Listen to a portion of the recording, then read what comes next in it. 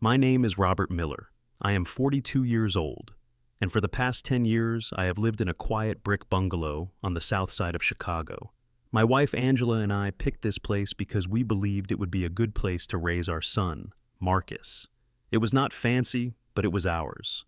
The maple tree out front gave us shade in the summer, the little back yard gave us a place to grill hot dogs on weekends, and the neighbors, at least at first, were friendly enough to wave while carrying in groceries. For years we had peace, the kind of ordinary American peace you do not think twice about until it is gone. Then the bad neighbors moved in. Their name was Lopez, but everyone on the block soon started calling them the Bass family. The father, Hector, was in his early 40s, wore gold chains, and drove a black Chevy Tahoe with tinted windows and subwoofers the size of beer kegs in the trunk. His teenage son, Luis, dressed like a rapper from a music video, always blasting beats so loud the windows on my side of the fence rattled. Even their daughter, Marisol, would roll her eyes like she owned the street. They arrived one Friday in a U-Haul, and by Saturday night, the neighborhood felt like a nightclub. The first time I went over, it was almost polite. I knocked on their door, held my hands together like someone begging for patience, and said, "Hey, I got a kid who has to sleep. Could you maybe turn it down just a little after 10?" Hector laughed. He looked me in the eye and said words I will never forget. "I will blast bass until you leave Chicago." It was not a joke. It was a threat dressed in swagger, as if he had claimed sovereignty over the block with nothing but a volume knob. From that night on, the war began. The sound was not just loud, it was physical. It shook our cabinets, made the dishes clink together, and sent Marcus running to our bed with his pillow pressed over his ears. Angela cried once at 3 a.m, whispering, "We cannot live like this." I wanted to believe it would blow over, that maybe they would get bored, but bad neighbors like these never get bored. They feed on the misery they create. What happened next tested every ounce of patience I had. At first, I did the so-called American thing. I documented. I pulled out my iPhone, recorded the decibel levels, captured the timestamps on video, and even downloaded a noise meter app. I emailed the city's 311 line, filed noise complaints with the Department of Public Health, and even spoke to the local alderman's assistant. Nothing happened. Every morning, Hector would see me leaving for work and grin, as if he knew nothing would stop him. The emotional toll was worse than the sound. Imagine coming home from a 12-hour shift at the rail yard, your back aching, your boots heavy, only to open your door and hear boom, boom, boom vibrating the drywall. You sit at the dinner table, your wife trying to tell you about her day, but her voice trembles because the bass is thundering through every sentence. You try to help your son with math homework, but the numbers blur because the floor is literally shaking. You lie down at night, exhausted, but instead of silence, you feel your mattress vibrating like it is possessed. That was my life for 6 straight months. I tried diplomacy again. I invited Hector for a beer on my porch, thinking maybe man to man we could find common ground. He laughed in my face and said, "Freedom, man, base is freedom. If you cannot handle it, move to the suburbs." That was his version of negotiation. Even the police, when I called them, shrugged and said unless it was after 11, they could not do much. One officer even joked, "You should just get better speakers." I felt invisible, as if the system had no place for people like me who followed the rules. But deep down, something began to stir. A different kind of anger. Not the kind that makes you throw a punch, but the kind that makes you sit quietly at your kitchen table, stare at a stack of unpaid bills, and think, what if I fight him the American way? Not with fists, but with paperwork, insurance, and federal law. It sounded absurd at first, but the more nights I lost to the base, the more the idea grew. Angela asked me one night, "Rob, are we going to move? I cannot keep doing this." I looked at her, saw the dark circles under her eyes, and said, "No, we are not moving. If he wants us gone, he will have to do more than shake the walls. This is Chicago. We do not surrender our homes to bad neighbors." That was the turning point. My frustration hardened into resolve. I started researching federal noise ordinances, Environmental Protection Agency guidelines, insurance loopholes, property tax complaints, and city zoning codes. I read about cases where homeowners sued for private nuisance and walked away with checks big enough to pay off mortgages. I spent nights at the public library, combing through city records, looking for any thread that tied Hector Lopez to a violation. And then one night, while scrolling through public court filings, I found something.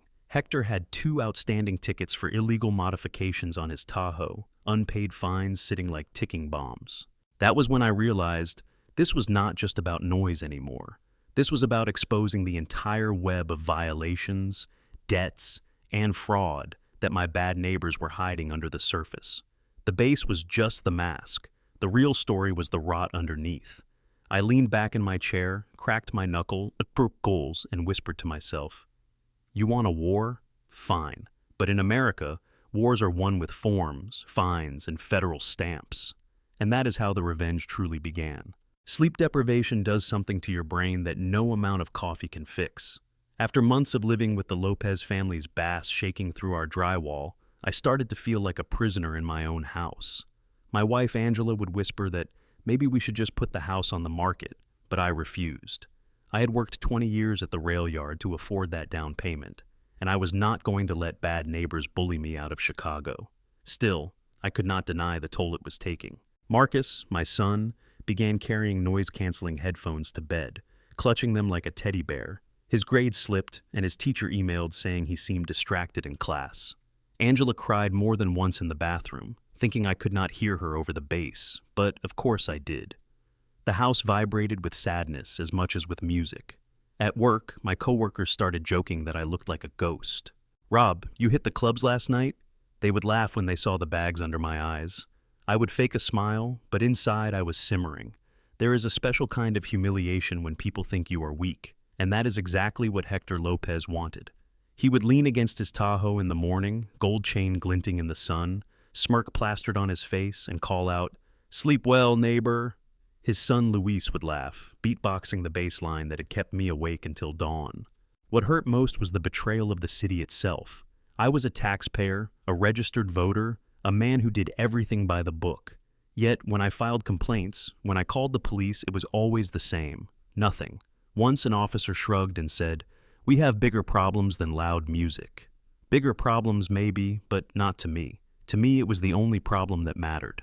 In those moments, it felt like the system was designed to protect the lawless and punish the people who followed rules. That realization was a heavier weight than the base itself. The nights were the worst. At 2 in the morning, lying in bed while the ceiling fan rattled from vibrations, I would drift into a kind of half-dream. In those dreams, the bass was not just music, it was a weapon. I imagined it as some military experiment, a low-frequency sonic cannon designed to weaken human willpower. I pictured Hector as a test subject, paid by a shadowy government agency to see how much psychological damage bass could do. Sometimes I would imagine him as an alien envoy, sent to soften up Chicago before an invasion. The line between paranoia and exhaustion blurred until I was not sure which was more real, the conspiracy in my head or the pounding in my walls. Angela noticed. She asked one morning, "Rob, why do you have all those printouts on the table?" She was pointing to the decibel charts, the Environmental Protection Agency documents, the Illinois noise ordinances I had been studying. "Because," I said, "this is not just about noise anymore. This is about survival. Bad neighbors do not just test your patience, they test your sanity." She shook her head, worried, but she did not stop me. Maybe she understood that my obsession was the only thing keeping me from collapsing completely. The absurdity grew each day. I found myself measuring the vibrations on our living room wall with a borrowed seismograph from a friend at the rail yard. I started timing the songs Hector played, discovering a pattern, always the same bass line at 3:17 a.m., as if it were some kind of coded message. I scribbled notes like a detective, convinced there was meaning behind the madness. That is how far the Lopez family had pushed me, from a hard-working father into a conspiracy theorist armed with noise complaints and insomnia. But the emotion that burned hottest was not fear or paranoia, it was humiliation. The Lopez family had taken something sacred, our home, and turned it into a stage for their cruelty. Every time Hector said, "I will blast bass until you leave Chicago," it was not just noise. It was a declaration that we did not belong. For a man who had given his life to honest work, paid his taxes, and believed in the promise of America, that cut deeper than any insult. I remember one night sitting at the kitchen table, Angela asleep upstairs, Marcus finally passed out with his headphones on, and the bass still thundering through the floorboards. I poured myself a Bud Light, stared at the paperwork spread in front of me, and whispered, "They want us broken." but I will not break. I felt something shift inside me. The despair hardened into something else, something colder, sharper. The same way steel is forged in fire, my resolve was being forged by bass. It was then I realized that this story was not going to end with shouting matches across the fence or fistfights in the street. No, that was too easy, too predictable. This was going to end the American way, with paperwork thicker than concrete, with fines heavier than subwoofers, with insurance claims sharper than knives. Hector thought he was waging war with speakers, but I was preparing to unleash a different kind of arsenal. Still, the emotions lingered. There were moments when I doubted myself, moments when I thought maybe Angela was right and we should just sell the house. But then I would see Hector's smug grin, or hear Luis rev the Tahoe's engine at midnight, and the doubt would vanish. They wanted us gone. They wanted to erase us. And if I gave up, I would be handing them victory on a silver platter. That was not going to happen. I began to feel almost theatrical about it, as if I were living inside a revenge story people told on Reddit or whispered at backyard barbecues. The ordinary man, pushed to the edge by bad neighbors, who turns the tables not with fists but with federal law. I knew it sounded crazy, but it was the only thing that made sense anymore. I could not outblast them, but I could outfile them, outfine them, outlawyer them. The more I thought about it, the more I realized that was the only way to heal the emotional wounds. Not by yelling, not by crying, not by packing up and running, but by forcing the Lopez family to face consequences they never imagined. Consequences that would echo louder than any baseline. And as I stared at the stack of forms growing on my kitchen table, I promised myself, the next chapter of this war would not be about noise. It would be about justice. The next phase of this war did not involve fists or shouting. It involved forms, signatures, and stamps of approval. America does not run on kindness. It runs on paperwork. That is something every working man knows deep down, even if he does not admit it. And when you are up against bad neighbors who believe a volume knob makes them kings of Chicago, the only way forward is to drown them not in sound, but in bureaucracy. I began with the basics. The city of Chicago has noise ordinances buried deep in the Department of Public Health's website. Page after page of PDF files written in legal jargon nobody ever reads. I read them. I highlighted every line that mentioned nuisance, decibel levels, or penalty. I called a buddy of mine who works in construction and borrowed a professional decibel meter. At 2 a.m, when Hector's Tahoe shook our walls, I stood in my yard in my slippers, meter in hand, documenting every pulse of bass like a crime scene investigator. 97 decibels at the property line. I took photographs with the readings, time-stamped, and filed them away. Evidence. Next, I called our homeowner's insurance company. I told them the vibrations were cracking our drywall, loosening fixtures, and even warping the frame around the front door. They sent an inspector, who spent 2 hours shaking his head as the bass rattled his clipboard. 2 weeks later, I received a letter stating that, yes, the damages could be claimed, provided we identified the source. That meant if Hector and his subwoofers were officially recognized as the cause, the insurance company would have to pay me, then go after him to recoup their losses. Nothing motivates an insurance company like the chance to bleed someone else dry. Then came zoning and property taxes. I discovered through the Cook County Assessor's Office that Hector's garage conversion into what he proudly called his studio had never been permitted. He had knocked down walls, rewired circuits, and installed soundproof padding, all without so much as a permit. I filed a complaint. Within a month, a city inspector showed up, clipboard in hand, demanding access. Hector cursed and slammed the door, but the inspector wrote him up anyway. That meant fines. Big ones. And if he did not pay, it would pile into liens on his property. But I was just warming up. I dug deeper, pulling court filings, traffic tickets, unpaid child support rumors whispered by other neighbors. I filed Freedom of Information Act requests to uncover his outstanding code violations. I even contacted the Environmental Protection Agency, citing chronic low-frequency disturbance and public health hazard. Did I expect them to act? Not really. But in America, every letter you file becomes a stone in the avalanche, and I was determined to bury Hector under a mountain of stones. The absurdity of it became almost comical. I would sit at my kitchen table at night, stacks of folders in front of me, while Angela brewed coffee and Marcus colored at the other end of the table. To an outsider, it might have looked like we were running a small law office. and in a way we were. I drafted formal complaints like opening moves in a chess game, attaching exhibits labeled Exhibit A, decibel reading 97 dB at 2:14 a.m., Exhibit B, cracks in drywall, kitchen ceiling. I was not just a homeowner anymore. I was a one-man law firm. And yet, as I did this, the paranoia from my sleepless nights began to bleed into my strategy. I started to believe there was more to Hector's obsession with Bass than mere arrogance. Why always the same rhythm? Why always the same time of night? Sometimes I told myself it was a psychological weapon, some low-frequency mind control device. Maybe he was part of an experiment, or worse, a pawn in a conspiracy to push hardworking families like mine out of Chicago to make room for luxury developers. It sounded crazy, but when your walls are shaking at 3:17 a.m., crazy feels like clarity. The Lopez family did not know what was coming. They thought they were untouchable, that neighbors like me would either roll over or run, but they had underestimated something very American, the quiet rage of a man who knows how to fill out forms correctly.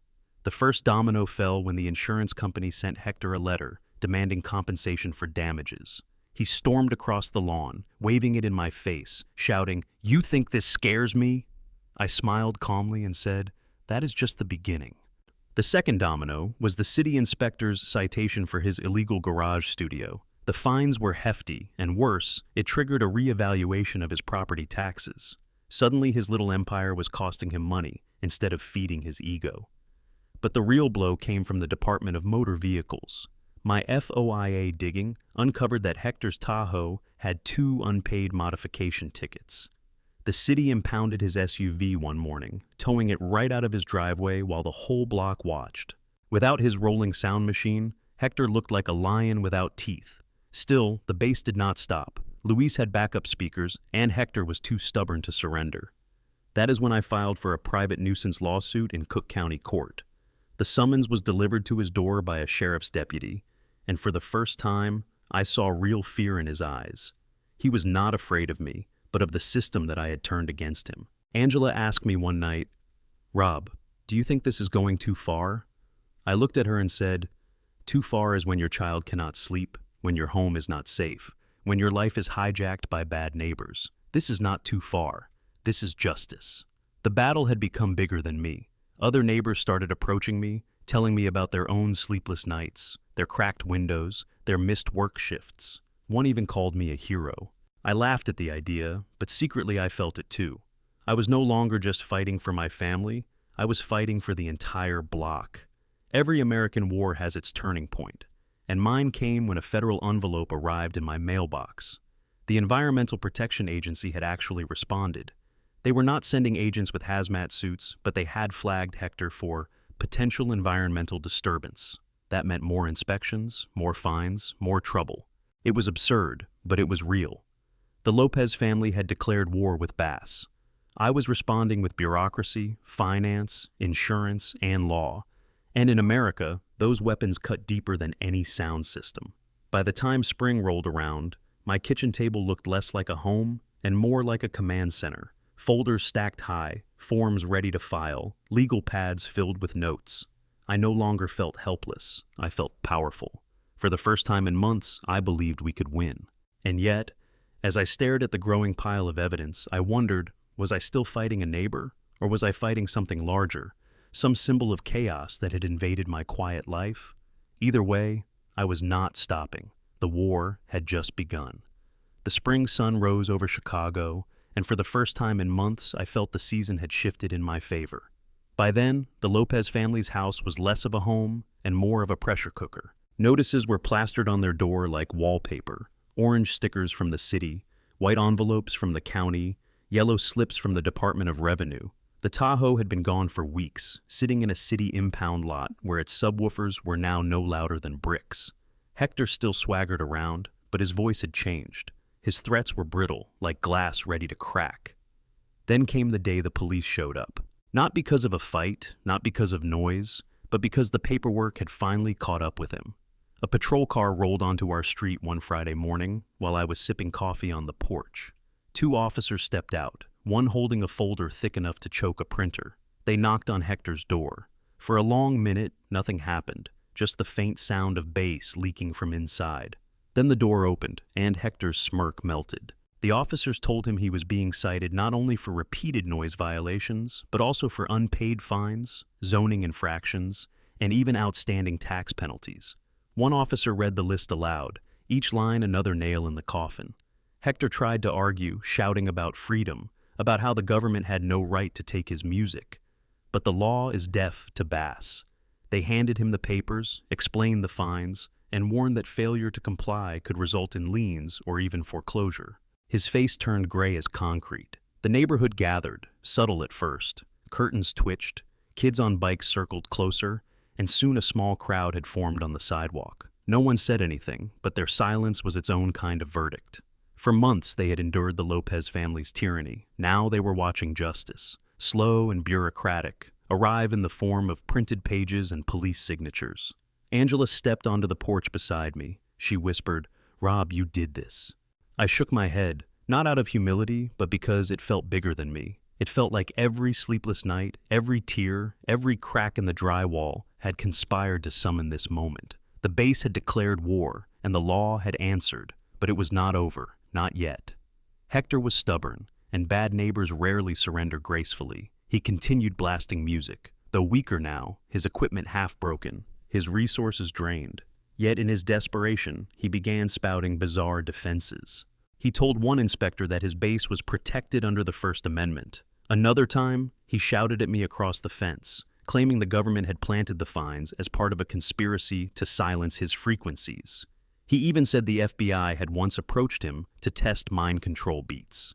By then, my exhaustion had twisted into satire.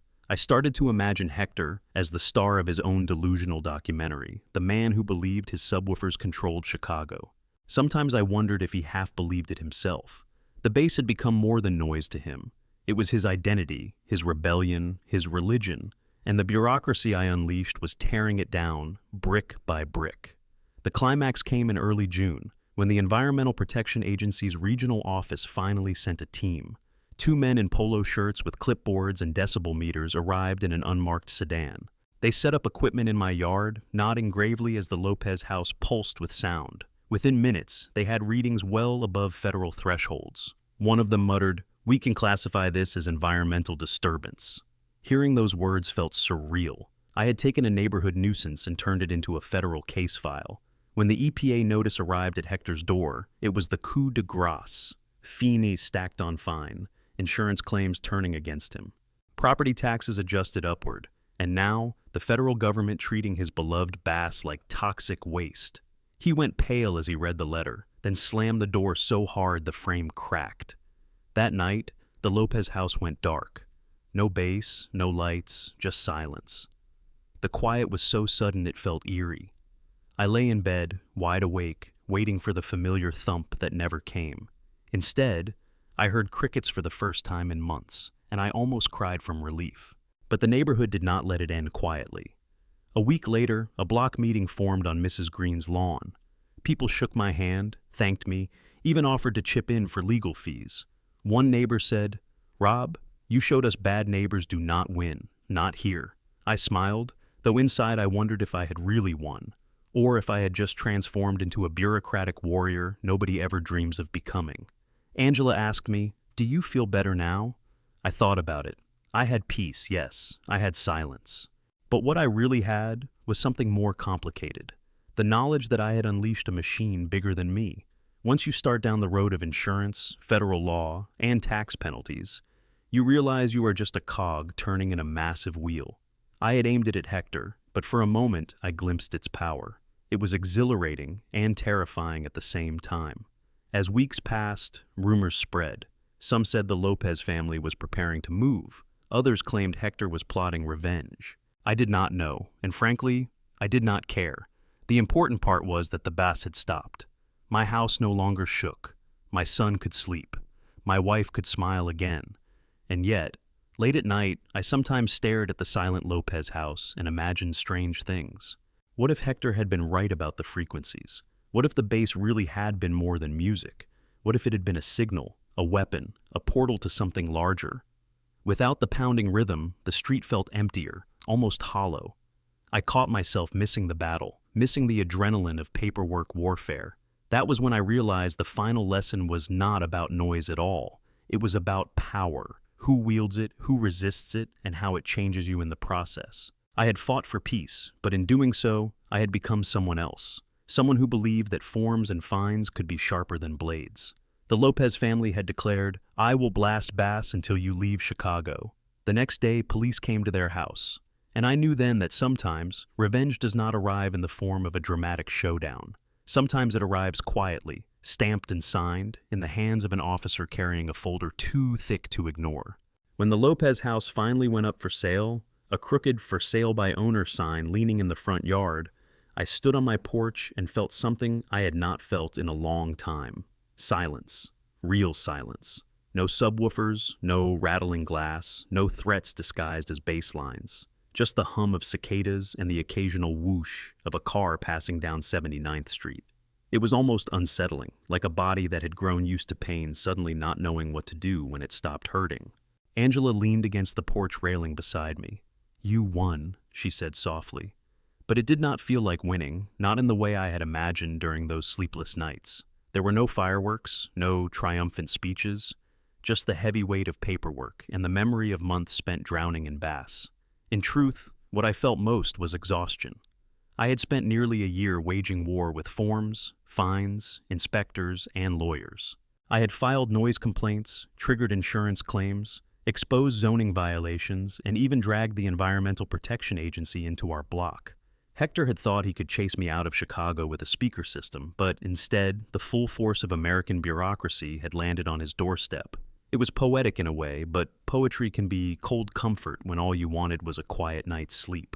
Marcus seemed lighter, though. He no longer clutched his headphones like a lifeline. His grades improved, his smile returned, and one night I heard him tell a friend on the phone, "My dad beat the bad neighbors." I laughed when I overheard it. To a kid, the story was simple, good versus bad, and good won. But for me, the truth was messier. I had not just beaten bad neighbors, I had turned myself into something I never thought I would be. A man who believed in the power of paperwork more than in conversation. There were moments when I asked myself if it had been worth it. Could I have handled it differently? Could I have found a way to reason with Hector instead of burying him under fines and citations? Maybe, but reason requires respect, and respect was something Hector never gave. From the moment he said, "I will blast Bass until you leave Chicago," he had drawn a line. And when someone draws a line on your doorstep, you do not retreat. Not if you want to keep calling that place your home. I began to see it differently. My war with the Lopez family was not just about noise. It was about what it means to live in America, in a city where the law can be both a shield and a sword. Bad neighbors will always exist, but what defines you is how you respond. Some shout back, some move away, some break under the pressure. I chose the path of forms, fines, and federal stamps. I turned my anger into paperwork, and in this country, paperwork has teeth. And yet, there was a warning hidden in the victory. Power changes you. The same system I had used to crush Hector could easily be turned on someone like me if I ever slipped up, missed a tax payment, built a shed without a permit, let my anger spill into something reckless.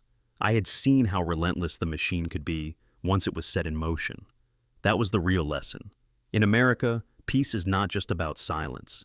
It is about knowing how to navigate the system without letting it consume you. The night the Lopez family finally drove away in a rented U-Haul, their house dark and hollow behind them, I stood on the porch with a Bud Light in hand. The neighborhood was quiet. Neighbors waved at me, some nodding like soldiers saluting a veteran.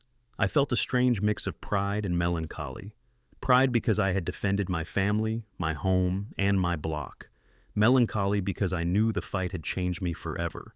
Angela asked me, "Do you think we will ever get neighbors like that again?" I thought about it, then answered honestly, "Maybe. Bad neighbors are everywhere, but now I know how to handle them." She smiled, a tired but genuine smile, and whispered, "Peace over revenge, right?" I took a sip of my beer, looked at the empty Lopez house, and said, "Yes, but sometimes peace only comes after revenge." In the weeks that followed, life returned to normal. I fixed the cracks in the drywall, repainted the living room, and even planted new flowers out front. Marcus rode his bike with friends, Angela hosted a barbecue without worrying about Bass drowning out laughter, and I slept through the night without waking in paranoia. Yet, every time I passed the stack of folders still sitting in my study, the decibel readings, the complaints, the EPA letters, I felt a chill. It was a reminder of the war we had fought and the strange weapons we had used. Maybe someday I will throw them out, or maybe I will keep them, a record of the year I learned what it really means to live next to bad neighbors in America. Not a story of fists or yelling matches, but of patience, paperwork, and the strange justice that comes when a police officer knocks on a door holding a folder too thick to ignore. The Lopez family had tried to drive me from Chicago with noise. Instead, they left in silence. And in that silence, I found not just relief, but a kind of truth. You cannot choose your neighbors, but you can choose how far you are willing to go to protect your peace. For me, it turned out the road to peace was paved with forms, fines, and federal law. Not the kind of story you hear in movies, maybe, but the kind of story that happens every day in America. The kind of story neighbors whisper about at barbecues, shake their heads at, and call a reminder. Do not underestimate the quiet man with a pen, because in this country, a pen can be louder than any bass.